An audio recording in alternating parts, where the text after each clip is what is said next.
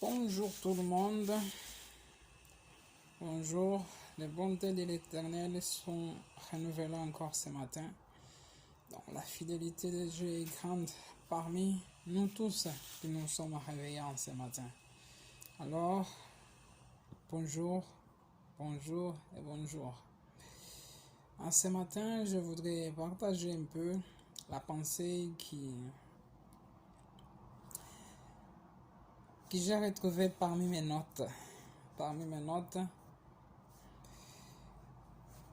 La pensée dit ceci.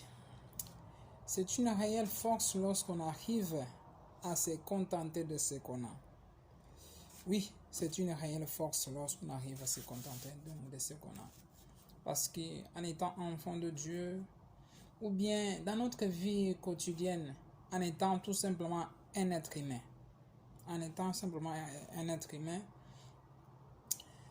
il y a des moments où on n'arrive pas à se contenter vraiment sur ce qu'on a. Lorsqu'on a quelque chose, nous voulons toujours plus.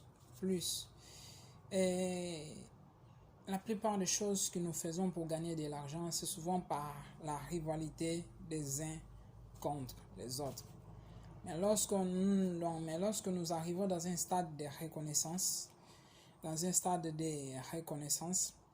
de savoir se contenter donc de ce qu'on a, et c'est sûr que ce n'est pas définitif. Nous arrivons à progresser jour après jour, mais j'ai compris que tout ce que nous pouvons faire, il y aura toujours quelqu'un qui aura toujours plus de nous, plus que nous, quelqu'un qui sera toujours plus intelligent que nous, quelqu'un qui aura toujours plus de succès que nous, donc dans tous les domaines de la vie. Donc c'est pour cela savoir se contenter sur ce qu'on a dans notre compte bancaire, sur ce qu'on a au niveau des vêtements, au niveau de la famille, au niveau de ce que nous avons à manger, donc des biens matériels, spirituels, émotionnellement parlant, dans la famille et dans plusieurs autres domaines.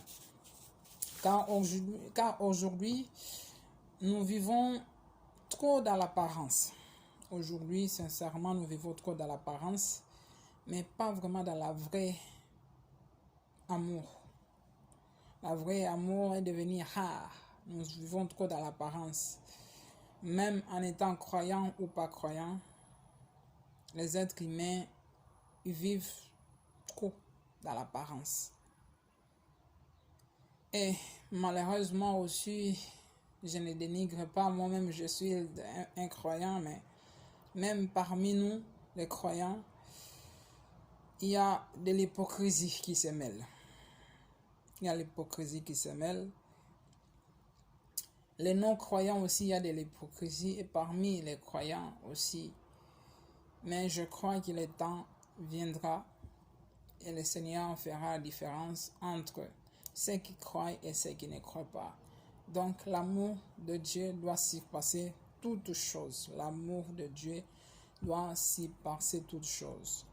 Car en étant croyant, on a des termes, on peut se dire Alléluia, Amen à l'église, mais dehors, souvent nous n'arrivons pas à manifester l'amour à notre prochain.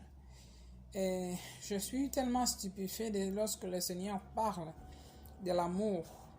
Donc l'amour c'est quelque chose de puissant. L'amour c'est vraiment quelque chose de puissant. Alors nous devons soupirer vraiment vivre l'amour de Dieu.